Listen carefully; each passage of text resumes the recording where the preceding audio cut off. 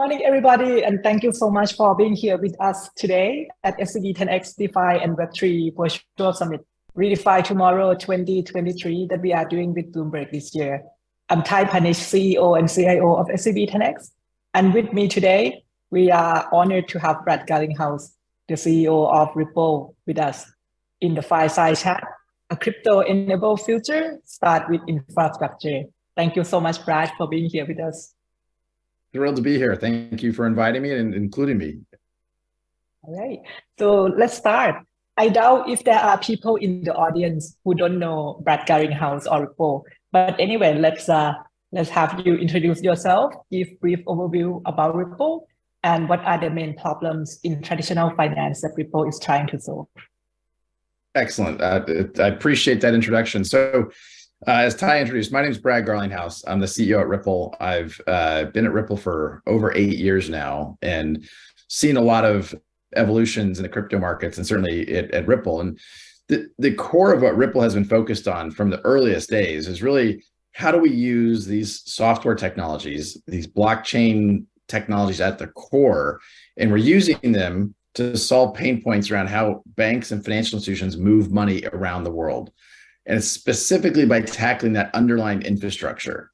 Now, many people ask, well, I want to use Ripple directly. And we don't onboard consumers or businesses directly today. The first vertical we've really focused on are the financial institutions that are enabling these cross-border payments. As I'm sure this audience probably knows well, it's a very large market, measured over $100 trillion of cross-border transactions.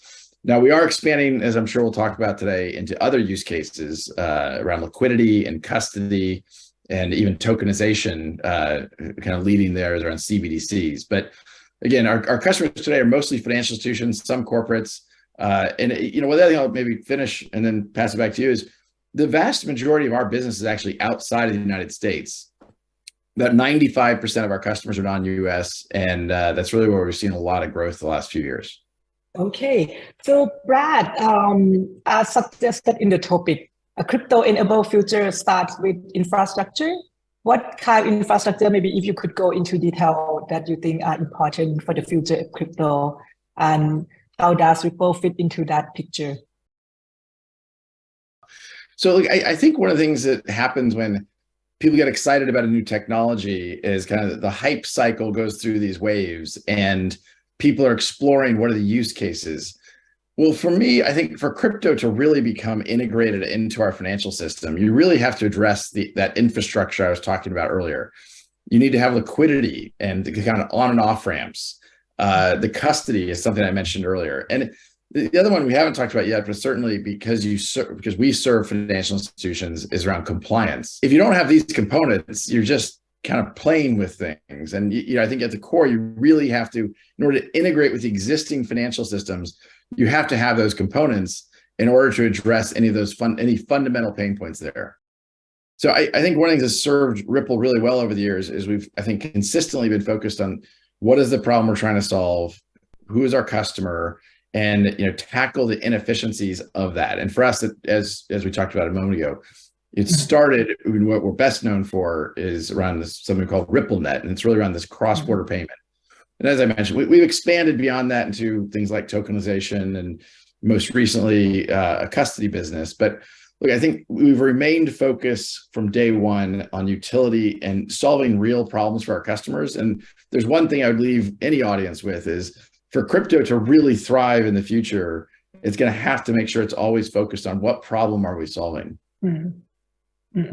Yeah, so Brad, you mentioned about crypto custody, that it's a key piece of infrastructure. So recently, last week, you announced the acquisition of Metaco, which is a crypto custody in Switzerland that focuses on serving banks.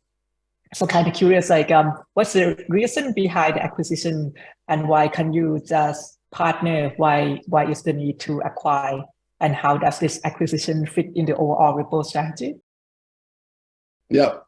So I think one of the things that has been helpful for Ripple is we've always taken a very long view about where the world's going. I've been patient about, building today, but thinking about where the world's going to be in the future. And one of the things that I very much believe, and you're seeing more major players, the CEO of BlackRock recently was talking about how much of traditional assets would be tokenized. Well, as you talk about literally trillions of dollars being tokenized, maybe it's through CBDCs, maybe it's real estate tokenization, maybe it's the existingly defined crypto market. You have to have robust custody solutions. And today, many financial institutions are looking to other technology providers to provide those solutions. I'm incredibly excited about the Medico acquisition and kind of integrating them to Team Ripple, because it really is putting Ripple as the leading enterprise solutions company for this space. I think we and Medico have a long history of working with financial institutions. We've had tier 1, tier 2, and even smaller payment providers. Medico's customer base includes the likes of BBVA and Citi and BNP Paribas. So I think with Ripple's even customers like SCB, together we think it really is the winning hand to solve a portfolio of problems and make sure we're really delivering for the customer. I see. So let's step back and talk about Ripple's bread and butter business, cross-border payment. And could you tell us about Ripple's cross-border payment solution, RippleNet? There are the fiat-enabled one and also XRP-enabled one, which is called on-demand liquidity or ODL. What are the key features or advantages of those solutions that set them apart from other cross-border payment alternatives in the market currently? Well, Ty, as you said, I think RippleNet really is the payments network that we're best known for. And the idea there was to offer a single API to plug into an end-to-end network that's today is live in more than 55 countries, hundreds of FIs around the world. And we've always kind of espoused this idea of an internet of value. And the question is, how do you start enabling this internet of value? And RippleNet really is that underpinning. Within RippleNet, there's a service, as you asked, called ODL, or on-demand liquidity. And this is the part of RippleNet that uses XRP as a bridge currency to instantly settle transactions 24 hours a day, 7 days a week, 365 days a year. About a little over half of our transactions on RippleNet are through ODL. And ODL really has exploded over the last couple of years. And I mean, one thing that's worth noting, which we'll talk about, I'm sure, the explosion has happened in the face of really the United States being a frozen market. And all of that growth really has been outside of the United States. For us, RippleNet and ODL were really the first enterprise crypto offering to institutions. And we think many others have seen, hey, if you can package these technologies in a way that's solving a real problem, people will lean in. It's only when it's just speculation or it's not clear what problem it's solving that I think companies have run into some trouble. Actually, I wanted to ask that question about ODL, which use XRP as a bridge currency for transfer payment between sender and receiver. Who are the customer that prefer to use ODL for remittance today? And the fact that, like you kind of touched on it a little bit, that Ripple is right now having the litigation with SEC, whether XRP is an unregistered security or not, whether that has impact on the growth of ODL. Right. So the customers are using ODL today. They run from the largest big FIs to smaller payment providers and money transmitters, and even in some situations, corporates. The majority of customers tend to be nimble, tech forward, willing to take risk. And the remittance market in particular, as you probably know, has they charge a lot, and sometimes it's not even a great service. We've highlighted customers like Travelex. Trenglo is a partner of ours in Southeast Asia. In the Middle East, we work with a company called People. And a lot of RippleNet volume is serving not just remittance, but also treasury and kind of small, medium enterprise payment use cases. So we've been successful in that. I don't think you want to just take one size fits all for the customers. You want to think broadly and make sure you're responding to the feedback. Well, we've processed over $30 billion of transactions, and that has continued to accelerate despite some of these headwinds. Now, as you just started to ask there, I think the question about the SEC and what is XRP, I think, is an important one. And it's outside the United States. I mean, one kind of humorous, almost ironic reality is that the only country on the planet that thinks XRP might be a security is the United States. There's lots of clarity in other jurisdictions around the world. And so that's where you're seeing the growth. And if you don't have that clarity, if you don't have that certainty, that makes it hard for entrepreneurs and investors to lean into that market. And so I think you do see people kind of pause and wait and see what's going to happen. I think I listened in your other interviews that you talk about more than 50% of the transaction volume nowadays at Ripple is coming from ODL. Is that right? That's exactly right. Oh, that's amazing. And how do you see the competition between using XRP via ODL versus using stablecoin for cross-border payment? I think it's a really important question. I think it's often misunderstood. I absolutely view stablecoins as a complement and even an accelerant to what Ripple's doing at its core. And I think you have to start with a clear understanding. Stablecoins address a single currency. So if you're just doing a domestic use case, stablecoins can be a great solution. If you're going cross-border, having a bridge currency versus a stablecoin has some advantages. So I'll highlight a couple. One, there are liquidity advantages, and we have spent years developing partnerships with liquidity providers, market makers, making sure there's good liquidity between XRP and fiat around the world. Now, if you're a major currency, even if you're a US dollar stablecoin, you still have lots of small currencies that you may want to get into around the world. And we've really built that single API to enable that, so you can plug in and go anywhere. Now, another thing to think about here is the stability. So, customers, when you're using an XRP solution, you're holding XRP for really maybe 4 or 5 seconds.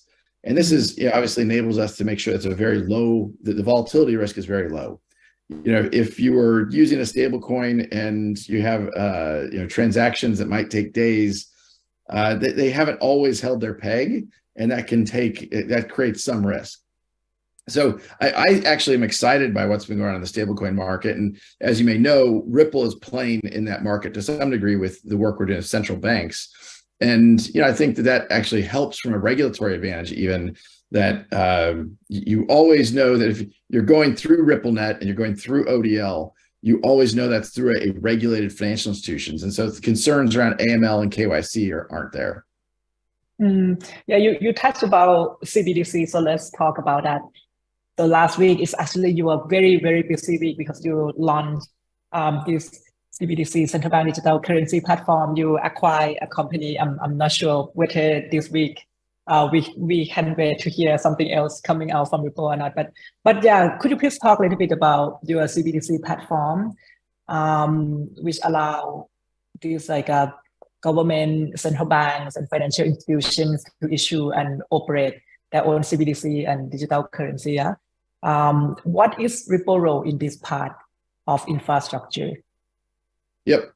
So the CBDC platform, which we announced last week, and I agree, it was a busier week than we even anticipated, but it really is allowing a central bank an end-to-end solution so they can issue a tokenized version really of their currency. And I mean, they could use other kind of asset classes if you wanted to, but for us, we view a central bank kind of similar to a big commercial bank. We know how to work and sell into those banks. And so what we built was effectively a private instance of the XRP ledger that they can issue a CBDC on top of. So some central banks are experimenting. Some already have live transactions. I think we've publicly spoken about 4 different central banks we're working with around the world. We have the Royal Monetary Authority of Bhutan, the Republic of Palau. Then we announced a partnership with the Central Bank of Montenegro. Then, as you mentioned just last week, a partnership with the Hong Kong Monetary Authority. So I think these all are interesting, and I think it's going to be exciting to see where it goes. And it kind of depends upon how different countries lean into it. I will say before I leave this topic, I think it's always important to start with what I was describing earlier. What problem are we solving? And I think the CBDC efforts that will be most successful are those that have the most clarity of what problem they're trying to solve. I see. Got it. Okay. Yeah, actually curious too about your working with HKMA, that on real estate tokenization, right? So using the same platform on CBDC platform, you can also do real estate tokenization and asset tokenization, yes? Well, that's the idea. And again, one of the advantages Mm, of working with Ripple is the XRP ledger, which is kind of a core part of our technology. You don't have to just use it for one use case. And we are seeing, mhm, things that Ripple isn't even necessarily doing, but we're seeing people use the XRP ledger around real estate. There's a real estate registry being built in the country of Colombia. So there's a bunch of different use cases, but at the core, having the liquidity and getting into and out of XRP for that bridge, because even if you're issuing a central bank digital currency on the XRP ledger, that enables it, not necessarily that it starts there, but it enables the opportunity to go into and out of XRP more seamlessly to settle with other currencies around the world. okay. How about your thought about CBDC for cross-border payment? Because some people believe that CBDC has a chance to be more successful in cross-border payment than stablecoin. So curious about your opinion on CBDC versus stablecoin versus XRP via ODL. Yeah. Well, as I was saying earlier, I really think stablecoins are a complement to what we're doing. Mhm. In fact, there might be instances where we would use stablecoins within RippleNet for certain use cases. Again, because stablecoins are addressing a single domestic currency, it doesn't solve that cross-currency problem. And Mhm. as we talked about earlier, there's over $100 trillion going cross-currency and cross-border, where you need something to settle the transaction between. Just because you're using a stable coin, if you're a US dollar trying to go into euro or a Thai baht, you still need something to solve that problem, unless you're going to have people accept US dollars or Thai baht in every country. So we have always felt that the use of stable coins and making domestic payment systems more efficient is actually an accelerant to what we're doing, and that's a good thing. If you have a more successful and more liquid domestic setup, the expectation and demand for a more liquid and more seamless cross-border payment system even becomes higher. Mm, mhm, mhm. Got it. Okay. Yeah, curious, like in your opinion, what should be the role of blockchain in cross-border payment and remittance for the future of crypto to be very successful? We have talked about this CBDC, stablecoin, XRP. What really need more in cross-border payment and remittance? Let's say 5 years from now, what do you want to see? Well, I mean, it won't surprise you, I don't think, or many people watching. The number one thing I think about is just that regulatory clarity, the certainty. There's confusion in some markets about how this will be regulated. And so what happens is you have banks that are nervous about leaning in to take advantage of these technologies. And we're now at a point where we have proven that these technologies can scale. They can be more efficient than existing rails in lots of ways. And so what I think is a primary inhibitor to some of the banks we work with is really that lack of regulatory clarity. With that, I think people would be more comfortable and feel like, okay, great, it's time to lean in. But we haven't gotten there yet in some markets. But I think it's worth highlighting. You're seeing major economies, and look, Thailand would be one market that I think is done some of the work to make sure there's some of that clarity. Certainly, you've seen that in Europe just recently passed something called MiCA. Maybe it's pronounced Micah, I'm not sure. But the UAE has leaned in here, the UK, Japan. And so I think you're seeing a globally momentum in a very positive way, where the US, I think, is falling behind. And that's reflected in where the companies are being started, where are entrepreneurs going. They're not starting them in the United States right now. So Brad, going back to the key piece of infrastructure that you talked about before, right? You talk about liquidity, you talk about crypto custody, then compliance, and I think tokenization. So how about compliance? Is there anything that Ripple is doing right now on compliance side? It's a really important question. Right now, Ripple only works with regulated endpoints. So the compliance, and frankly, when I meet with regulators around the world and I explain to them how RippleNet works and how any KYC check, any AML check, any kind of regulatory check is enforced at the endpoint. And because we're only working with regulated endpoints, regulators very quickly get comfortable with the fact that you can't really enable anonymous transactions through RippleNet because of that point. Now, you're bringing up, I think, an interesting point. I mentioned it earlier that I think there's some foundational pieces that are possible to really help crypto succeed in the years to come. And I think robust compliance capabilities is important. There's interesting startups trying to solve that from an identity point of view, building verified identity that can be a token that kind of represents that. Ripple is not working on that directly. There's some people doing things around the XRP ledger around that, but it's not something that Ripple's working on today. But suffice to say, I do think compliance, and frankly, I'm a big fan of Chainalysis, the previous presenter, the CEO there, Michael Groniger. And they're an example of a company that has a clear customer. They have focused on that customer. They built out a great business focused on that piece. And I think that company and Michael are good for the whole crypto industry to be successful. All right.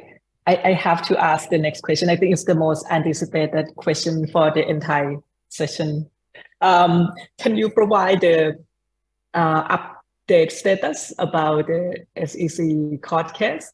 Maybe if you could dial back a little bit and give a brief story about this SEC litigation that's going on versus Ripple, and maybe talk a bit about how this lawsuit impacted Ripple's operation and partnership in the US versus globally. Yep. And can we expect the resolution very soon about this court case, or at least by the end of this year? Yeah. So as you asked, I'll kind of zoom back. The United States Securities and Exchange Commission first sued Ripple in December of 2020. It was actually December 22nd, right before Christmas. The chairman of the SEC at the time actually left the position. He resigned from the position the next day. And when that first happened, one of the things I said very publicly is that I viewed this not just as an attack on Ripple, but really the entire crypto industry. And we had been advocating for clarity for crypto in the United States for years. And I think what people have come to find is, in fact, we were right. 2 years later, I think just about everyone believes and understands that what Ripple, this attack from the US SEC is about much more than just Ripple. And in fact, it's about the whole industry. And the ability for Ripple to kind of prevail will have a big impact on crypto broadly. So I think many people have come around to that understanding. Now, in terms of where things stand today, I'll try to not get too much into the legal weeds. You are right that I feel very confident that we'll see a decision from the courts in this year. In fact, I think I would guess it'll be in weeks, not months. There's some decisions that happened last week that you may have read about, that the judge ruled against the SEC's effort to redact certain information about a very kind of infamous speech that the then director of corporate finance, a guy named Bill Hinman, gave, talking about why ETH in his view was not a security. And the court just ruled last week that the notes and emails associated with that are going to be made public and should be public around June 13th. So I think that's a huge win for transparency. But what really calls out is there hasn't been clarity. And despite calls and demands from leaders across the crypto industry, we haven't seen that yet. But as I said, Ripple decided to lean in and fight this fight, both for Ripple, but for the whole industry. We've spent a lot of money defending it. And I think what we've called out is really that the government in the United States and the SEC particularly is putting politics ahead of smart policy. And because of that, you're seeing entrepreneurs go overseas. You're seeing companies like Ripple. Most of our hiring is non-US now. Most of our customers, as I mentioned, are non-US. And so I think it's kind of to be expected that's what would happen if you have a negative, kind of policy led from the United States SEC, and the outcome is exactly what we're getting. But look, I feel very good about where we are. The judge clearly understands some of the nuances and how important this is. And I'm really pleased that this decision last week, I think transparency, it matters. And, we should expect the same kind of transparency from our government that we expect from our companies. And I think we are apparently going to get that in a few weeks. So I'm pleased. Oh, looking forward. Yeah, so waiting for a few weeks. I think I read before that Ripple spent $200 million so far on this court case. Yeah, so hopefully we see the resolution soon. Look, I think it highlights one of the problems is it's very, very expensive to go to court with a counterpart against someone who has an unlimited budget, right? We're going against the U.S. government. And so, I think the SEC probably underestimated the opponent they were taking on, and our conviction and our resolve that the facts are on our side, the law is on our side. And as I've said very publicly, it's very clear to me that the history will be on our side. These are technologies and capabilities that are good for businesses, they're good for consumers, and I think they will transform how the financial system works, whether or not the SEC wants to declare them as security or not. I view these things as inevitable, which is also, that's a very exciting place to work and to be for Ripple, as we're leading many parts of that.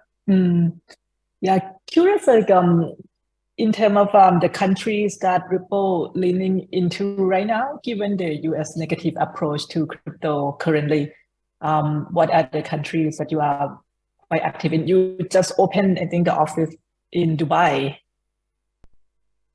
That's right. We've actually been in Dubai for a few years, but we just expanded the office there.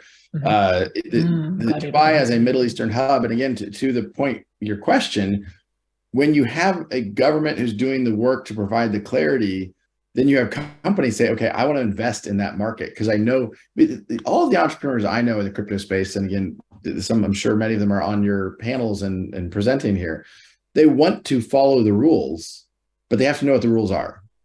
And in some countries, and I talked earlier, the United Kingdom, the United Arab Emirates, the EU, Japan, Singapore, they have put time into passing comprehensive regulatory regimes and rule books, and having that licensing regime, having the licensing regime in place allows companies to know what licenses are needed, and to make sure that the governments and the regulators have the visibility they want.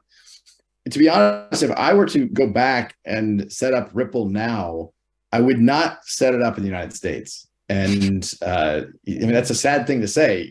I'm a U.S. citizen. I spent most of my professional life in the United States. But if I were to go back and I could change that decision very early on, I would do that. All right. I think our time is up. My last question to you, Brad. You have obviously been to several crypto cycle. Any advice to the audience and builder out there during crypto winter? I appreciate you asking this. I have been through a bunch of cycles, and both personally and Ripple, we've seen a lot of ups and downs in various crypto, what I'll call crazes. And look, I think if you make a smart bet, you're patient, and you try not to get too far ahead of yourself, the opportunity is there. These are technologies that are not going to go away. And for Ripple, it really we focus on infrastructure because we understand what problem is there and what problem we can solve. And as long as you stay true to understanding who's your customer, what problem are you solving, and it's a problem that they value, I think there are going to be a lot of really amazing businesses built in this space. And as I said, I'm sure some of them are presenting here alongside me. I think chain analysis is a great business as well. Right. Thank you so much, Brad, for being here with us today. Please come back again. Thank you. Thank you, Ty. It's great to see you.